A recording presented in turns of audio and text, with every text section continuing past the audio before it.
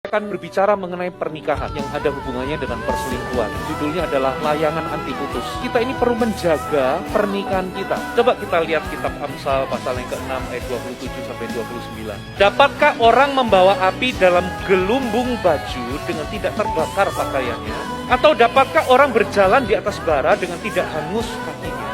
Demikian juga orang yang menghampiri istri sesamanya, tiada seorang pun yang menjamahnya luput dari hukuman. Dengan kata lain, kalau Anda main-main dengan api, Anda terbakar. Karena nggak mungkin saudara masukin bara atau arang di dalam baju, lalu Anda nggak kebakar. Makanya dikatakan orang yang berbuat zina itu bodoh, karena dia merusak dirinya sendiri. Itulah sebabnya hari ini, jangan bermain dengan api. Memang di dalam hubungan suami istri, ada momen-momen di mana kita itu nggak bisa saling tatap mata. Karena mungkin lagi konflik atau lagi marahan. Tapi kita harus tetap hand in hand atau bekerja sama untuk menjaga pernikahan kita. Nah, 4 kalimat yang menyelamatkan hubungan. Yang pertama, saya salah, berani mengakui kesalahan. Yang kedua, saya minta maaf. Apalagi kalimat maafkan saya, forgive me. Dan yang terakhir, help me. Tapi ini kata-kata yang kadang sulit keluar nih dari mulut kita. Tapi kalimat-kalimat ini bisa menyelamatkan hubungan Anda ketika Anda berani mengungkapkannya. Hari ini saya ingin bagikan ada 5 poin bagaimana kita bisa menjaga pernikahan kita dari perselingkuhan. Poin yang pertama, Anda perlu memiliki right priority, prioritas yang benar. Ya, right priority ini bukan tentang Tuhan, keluarga, pekerjaan, bukan. Tapi di dalam keluarga kita, setelah Tuhan, pasangan itu haruslah yang nomor 1. Nah, segala sesuatu yang tidak pada tempatnya, pasti akan timbul masalah. Coba saudara perhatikan, apakah prioritas Anda sudah benar? Salah satu membuat pasangan merasa dihargai adalah ketika pasangan kita tahu bahwa kita adalah orang yang menjadi prioritas di dalam kehidupannya. Nah, kita ini pada dasarnya, baik pria maupun wanita, kita ini tidak mau bersaing. Wanita itu tidak mau bersaing dengan apa? Dengan hobi, dengan pekerjaan dari suaminya. Begitu pula dengan suami. Suami itu nggak mau bersaing dengan apa? Waktu belanja,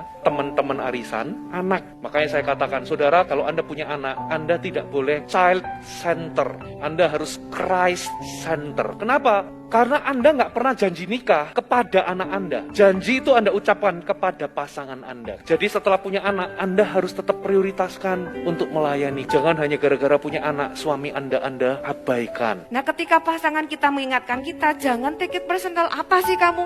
Aku ini kan kerja buat keluarga. Aku ini kan kerja buat kamu. Bukan nggak boleh bekerja. Berarti ada sesuatu yang harus di-manage. Itu kayak alarm supaya kita itu bangun dari sesuatu yang salah. Nah, hari ini kalau Anda tahu bahwa kayaknya saya harus mengatur ulang gitu ya, lakukan. Karena itu sesuatu yang akan menyelamatkan masa depan Anda. Yang kedua, selfless. Selfless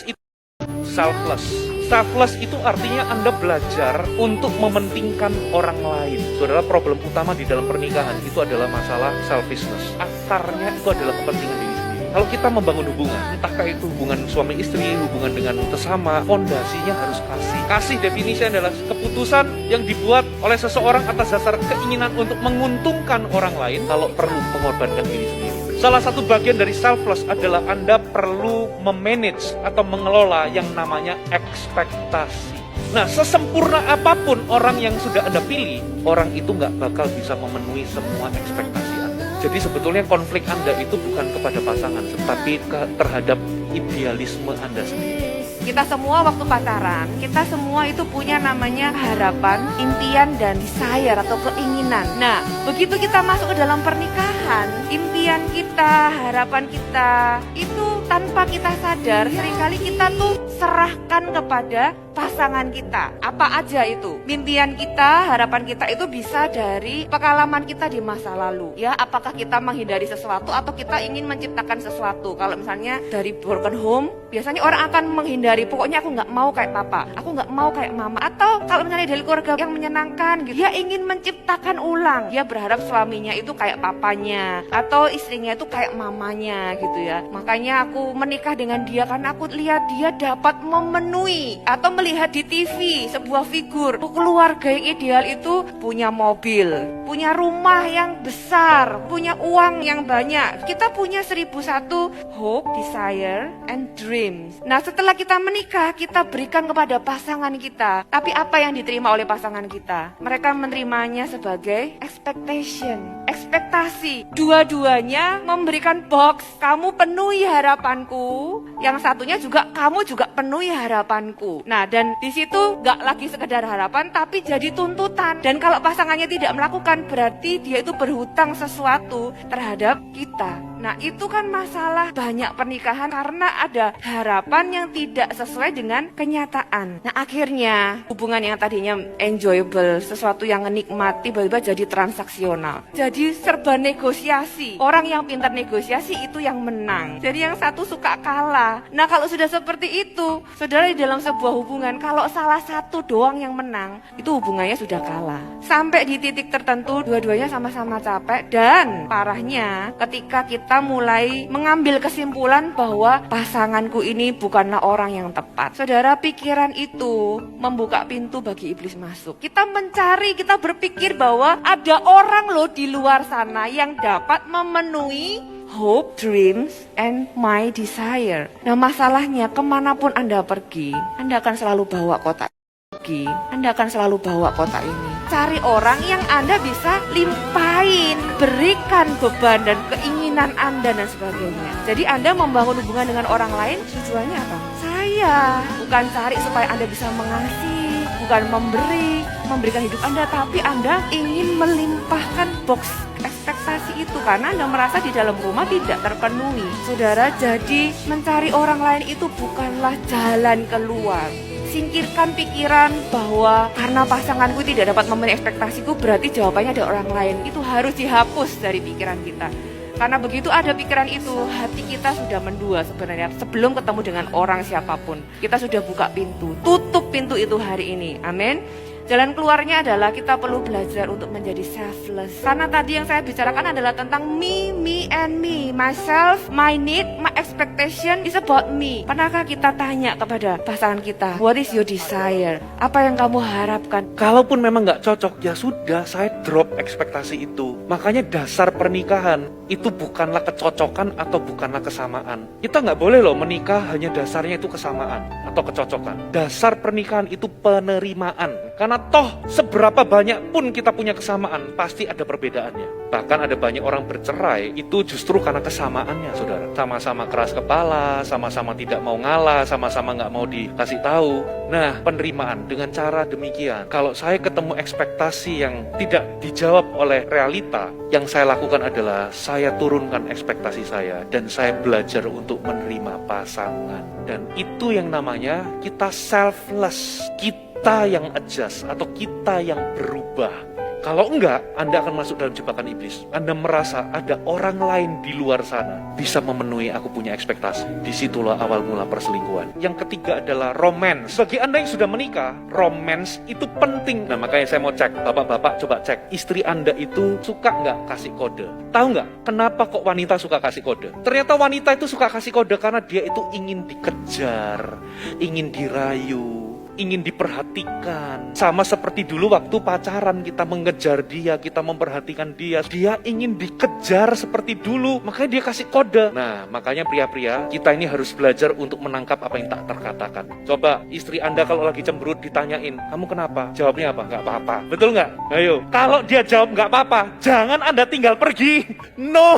Kalau Anda ajak ribut, Anda salah sendiri. Loh, tadi ngomongnya nggak apa-apa. Nah, istri Anda pasti ngomong, kamu itu harusnya tahu. Loh, gimana aku tahu kalau kamu nggak kasih tahu? Nah, kalau aku kasih tahu, sudah kehilangan maknanya. Kamu harus tahu tanpa aku kasih tahu. Nah, rumit nggak? Rumit.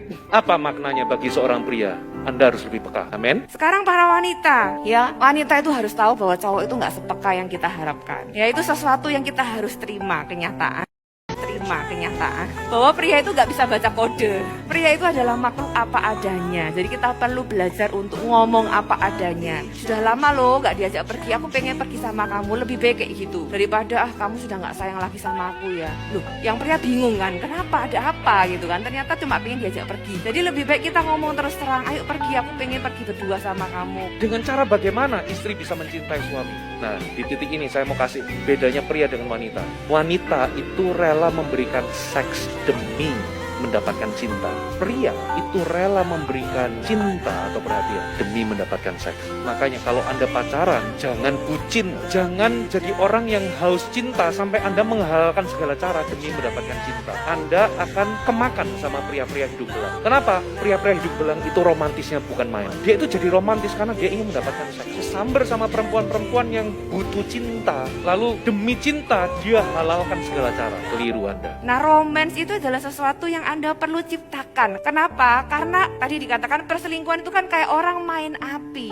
Ngapain harus main api di luar? Kenapa nggak menciptakan api di dalam rumah? Api dalam arti api asmara. Salah satu yang membuat seorang pria itu merasa aman adalah ketika dia tahu bahwa istrinya itu sepenuhnya punya dia.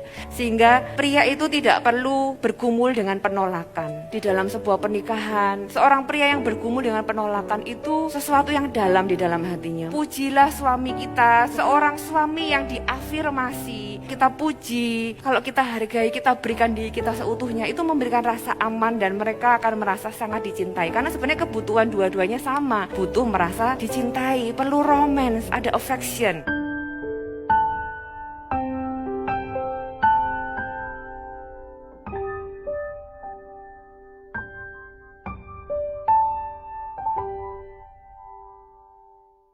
Kenapa perselingkuhan meningkat? Merasa berhak, merasa bahwa kalau suamiku, istriku nggak bisa memenuhi kebutuhanku, aku cari orang lain karena aku berhak bahagia. Kalau nggak bisa dapatkan di rumah, aku cari di luar, di tempat kerja, sama orang, sama lain, dan sebagainya. Perasaan berhak ini sangat berbahaya. Akhirnya apa? Perselingkuhan kerap terjadi. Makanya hari ini, kalau generasi di atas Anda itu adalah broken home, Anda harus punya tekad bulat. Aku akan perjuangkan di generasiku, supaya apa? Keturunanku nanti, mereka juga akan melihat bahwa orang tuanya itu memperjuangkan pernikahan sampai di titik darah penghabisan. Yang keempat, bagaimana menjaga pernikahan Anda terhadap perselingkuhan? Jadilah pemegang janji, covenant keeper. Memang mungkin ada momen-momen kita itu mengalami sepertinya badai. Sepertinya, aduh, aku ini sudah nggak lagi tahan bisa hidup bersama dengan dia. Disinilah waktunya Anda jalani janji Anda. Perjuangkan baik-baik. Jangan sampai Anda berpisah. Anda harus turunkan legacy yang baik. Kalau Anda nggak bisa memenangkan peperangan ini, bagaimana dengan anak cucu Anda? Nah, kita harus bisa berjuang. Karena ini bukan hanya tentang saya dengan suami atau suami dengan istri, tapi ini tentang anak cucu cicit kita.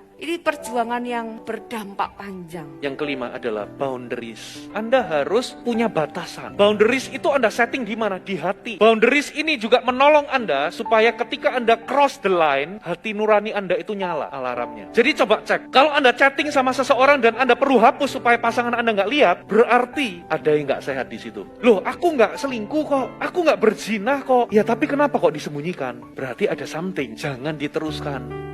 Itu namanya boundaries. Anda sudah keluar dari garis. Nah, saudara, kita ini dibombardir dengan apa, saudara? Di media kita, flirting itu nggak masalah. Kan kamu nggak berzina. Anda belum berzina sih, tapi itu sudah cross the line. Secara emosi, Anda membangun kedekatan sama orang yang bukan pasangan. Nah, itu dalam budaya, dalam film-film, nggak apa-apa. Bahkan one night stand, teman tapi mesra, friends with benefit. Saudara, set boundaries. Yang saya propose adalah, saudara komunikasikan apa yang Anda mau dan apa yang Anda tidak mau dengan pasangan. Sepakatlah, buatlah standar yang jelas, bicarakan. Kalau misalnya ada orang yang butuh pertolongan kita, gimana dong? Dia lawan jenis. Saudara, saya beritahu Anda, dia butuh pertolongan, tapi dia nggak butuh Anda. Jadi Anda harus bisa tahu batasnya. Jangan karena kasihan, Anda lebih kasihan mana? Orang yang Anda baru kenal atau keluarga Anda? Dan kadang untuk mencintai seseorang, Anda perlu berani melukai orang lain. Karena kadang-kadang harus memilih siapa yang aku lukai. Kalau aku menolak orang ini, tapi aku menyelamatkan pernikahanku. Nah, banyak orang itu keliru, berharap istrinya atau suaminya mengerti untuk dia itu mengutamakan orang lain. Kalau ada grup di handphone, ternyata di dalam grup itu adalah teman-teman sekolah zaman dulu yang ada mantan-mantan Anda misalnya. Terus istri Anda atau suami Anda keberatan. Saudara, jangan gini loh, aku loh nggak ada apa-apa. Kenapa sih gitu aja keberatan? Jangan marah, jangan merasa dituduh. Hargai keberatan pasangan.